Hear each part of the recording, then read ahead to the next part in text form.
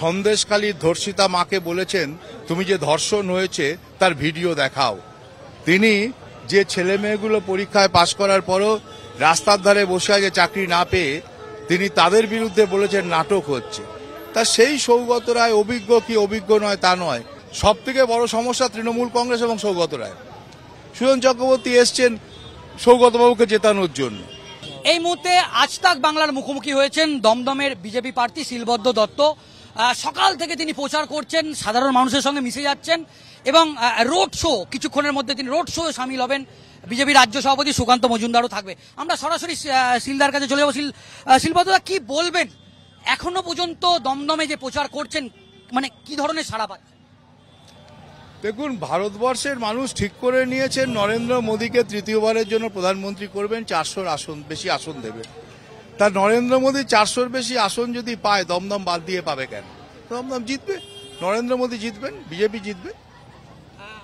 আপনার বিপক্ষে তৃণমূল কংগ্রেস প্রার্থী সৌগত রায়, রাজনৈতিক মহল বলছে একজন অভিজ্ঞ, এক্সপিরিয়েন্স এবং দীর্ঘদিনের এখানকার সাংসদ। তো আপনি কি মনে করছেন সেই প্রার্থী আপনার বিপক্ষে লড়াইটা কেমন হবে? কোনো লড়াই নেই, কারণ আমার বিজেপির প্রার্থীর নাম তো নরেন্দ্র মোদী, সিম্বলটা পদ্ম। মানুষ তো ভোট দেবে বিজেপিকে। আর 2 হচ্ছে 15 বছরের সাংসদ, লাস্ট 5 বছর 10 বছরে দমদমের জন্য পার্লামেন্টে যদি কোনো কথা বলে থাকেন একটু বের করে দেখবেন। তিনি অন্য রাজনীতির কথা বলেছেন, নরেন্দ্র মোদীর বিরুদ্ধে বলেছেন, তিনি বিজেপির বিরুদ্ধে বলেছেন, কিন্তু দমদমের উন্নয়নের জন্য মাননীয় সৌগত রায় কোন কথাটা বলেছেন একটু দেখবেন। তিনি সন্দেশখালীর ধর্ষিতা মাকে বলেছেন, তুমি যে ধর্ষণ হয়েছে তার ভিডিও দেখাও।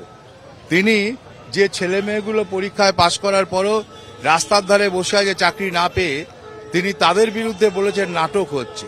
তা সেই সৌগত রায় অভিজ্ঞ কি অভিজ্ঞ নয় তা নয়, এই অপদার্থ এবং এই রকম একটা চরিত্রের মানুষের যে ধর্ষিতা মাকে বলে প্রমাণ দাও, তার পক্ষে তার বিপক্ষে কিছু বলা সাজে আমার পক্ষে সম্ভব। আমি কারো বলতে যাব, আমি কারোর বিরুদ্ধে বলি না। উনি আমার বিরুদ্ধে কুৎসা রটাচ্ছেন রটান, আমি কখনো বলবো না। তবে আমি মনে করি অপদার্থ মানুষটাকে বদলানো দরকার। এখনো পর্যন্ত দমদমে যে প্রচার করছেন, মানে কি ধরনের সাড়া পাচ্ছেন?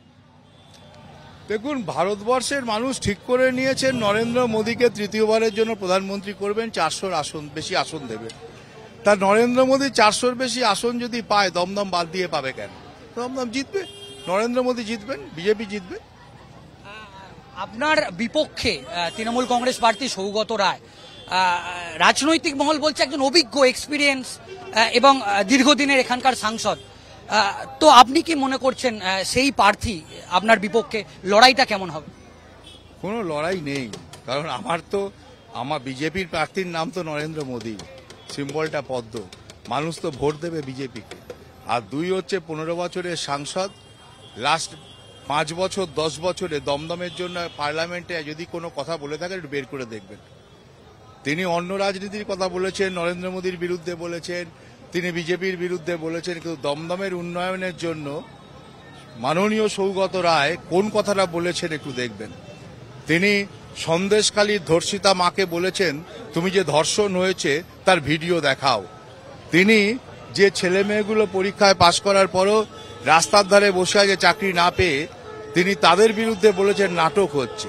তা সেই সৌগত রায় অভিজ্ঞ কি অভিজ্ঞ নয় তা নয়, এই অপদার্থ এবং এই রকম একটা চরিত্রের মানুষের যে ধর্ষিতা মাকে বলে প্রমাণ দাও, তার পক্ষে তার বিপক্ষে কিছু বলা সাজে আমার পক্ষে সম্ভব। আমি কারো বলতে যাব, আমি কারোর বিরুদ্ধে বলি না। উনি আমার বিরুদ্ধে কুৎসা রটাচ্ছেন রটান, আমি কখনো বলবো না। তবে আমি মনে করি অপদার্থ মানুষটাকে বদলানো দরকার। শিলবদ্ধদা, এখানে কিন্তু অনেক ধরনের সমস্যা আছে, পানীয় জলের সমস্যা, জঞ্জালের সমস্যা, আরো বিভিন্ন সমস্যা। তো এই এলাকার যে সমস্যাগুলো আপনি প্রচার করছেন, জোর কদমে প্রচার করছেন, এরা মানুষের সাড়া পাচ্ছেন, তো এই সমস্যাগুলো কতটা অভিযোগ জানাচ্ছে আপনার?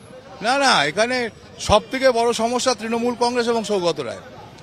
এটা সরলেই সব হবে, সব সমস্যা মিটে যাবে যদি সৌগত রায় হারে এবং তৃণমূল কংগ্রেস সরে। কারণ সব সমস্যার মূলে হচ্ছে ওরা শুধু টাকা নিয়ে নিজেদের সম্পদ বাড়িয়েছে, বান্ধবীদের সংখ্যা বাড়িয়েছে, মানুষের জন্য কিছু করেনি। আমি কখনো বলবো না। তবে আমি মনে করি অপদার্থ মানুষটাকে বদলানো দরকার। শিলবদ্ধদা, এখানে কিন্তু অনেক ধরনের সমস্যা আছে, পানীয় জলের সমস্যা, জঞ্জালের সমস্যা, আরো বিভিন্ন সমস্যা। তো এই এলাকার যে সমস্যাগুলো আপনি প্রচার করছেন, জোর কদমে প্রচার করছেন, এরা মানুষের সাড়া পাচ্ছেন, তো এই সমস্যাগুলো কতটা অভিযোগ জানাচ্ছে আপনার? না, এখানে সব থেকে বড় সমস্যা তৃণমূল কংগ্রেস এবং সৌগত রায়। এটা সরলেই সব হবে, সব সমস্যা মিটে যাবে যদি সৌগত রায় হারে এবং তৃণমূল কংগ্রেস সরে। কারণ সব সমস্যার মূলে হচ্ছে ওরা শুধু টাকা নিয়ে নিজেদের সম্পদ বাড়িয়েছে, বান্ধবীদের সংখ্যা বাড়িয়েছে, মানুষের জন্য কিছু করেনি। তাই একটাই, যদি সমস্যাকে মিটিয়ে দেয় দমদমের মানুষ, তাহলে সব সমস্যা মিটে যাবে। দাদা, মূলত কোন ইস্যুগুলোকে আপনি বারবার যে প্রচারে আসছেন সেই ইস্যুগুলোকে তুলে ধরছেন, যেই ইস্যুগুলোর ভিত্তিতে আপনি ভোট চাইছেন, যে এবারেও 2024-এ আপনাকে যাতে ভোট দেয়, মূল কোন ইস্যুগুলোকে আপনি তুলে ধরছেন? তাহলে আমি কিছু তুলে ধরছি না, দমদমের মানুষ তুলে ধরছে, বাংলার মানুষ তুলে ধরছে। বাংলার মানুষ জিজ্ঞেস করছে মাননীয় সাংসদ সৌগত রায়, আপনি কি করে সন্দেশখালীর মেয়েদের অপমান করতে পারেন, মায়েদের? বাংলার মানুষ জিজ্ঞেস করছে সৌগত রায়, আপনি চাকরি চোরেদের সমর্থন করলেন কেন? বাংলার মানুষ জিজ্ঞেস করছে, দমদমের মানুষ জিজ্ঞেস করছে, পানীয় জল নেই, কোটি কোটি টাকা খরচা, যে টাকাটা কোথায় গেল আপনি কেন খোঁজ নিচ্ছেন না? দমদমের মানুষ জিজ্ঞেস করছেন যে এখানে যেভাবে মানে ফ্ল্যাট হচ্ছে, যেভাবে প্রমোটার রাজ বাড়ছে, যেভাবে বেআইনি বাড়ি তৈরি হচ্ছে, কাউন্সিলররা বলবান হচ্ছে, বাড়ির ছাদ ভেঙে পড়ে মানুষ মারা যাচ্ছে পাশের বাড়ির, আপনার কোনো প্রতিবাদ নেই কেন? এটা দমদমের মানুষ জিজ্ঞেস করছেন। দমদমের মানুষ চোরেদের বিরুদ্ধে লড়াই করার কথা বলছেন, দমদমের মানুষ অপদার্থ মানুষদের বিরুদ্ধে লড়াই করার কথা বলছেন, দমদমের মানুষ বলছেন। আমার কিছু বলার নেই। দাদা, এখানে ত্রিমুখী লড়াই হবে এবং এই দমদমে একটা বামেদেরও ভোট কিছুটা হলেও আছে, ডেডিকেটেড ভোট আছে, সেখানে সুজন চক্রবর্তীর মতো প্রার্থী করা হয়েছে সিপিএম এর। তো কি মনে করছেন, বামেরা বা সুজন চক্রবর্তী কোনো ফ্যাক্টর হবে? না, সুজন চক্রবর্তী তো নিজের বাড়ি ছেড়ে ভাড়াটে তো এসছে, যাদবপুরের লোক তাকে সাংসদ বানিয়েছে, তাকে বিধায়ক বানিয়েছে, সেই সুন্দর বাড়িটা ছেড়ে সুজন চক্রবর্তী হঠাৎ পালিয়ে এলেন ভাড়াটে বাড়ি নিতে দমদমে। সুজন চক্রবর্তী এসছেন সৌগতবাবুকে জেতানোর জন্য, হবে না। সুজন চক্রবর্তীর স্বপ্নও মিটবে না, সৌগত রায়ের স্বপ্নও মিটবে না। এবার পদ্মই ফুটবে দমদমে। শেষ প্রশ্ন, এখনো পর্যন্ত যা রেসপন্স পাচ্ছেন, আপনি মানুষের সঙ্গে মিশে যাচ্ছেন, সকাল থেকে রাত্রির পর্যন্ত প্রচার করছেন, জেতার ব্যাপারে কতটা আশাবাদী? আমি জেতার ব্যাপারে নয়, আমি আবার বলছি, প্রার্থীর নাম নরেন্দ্র মোদী।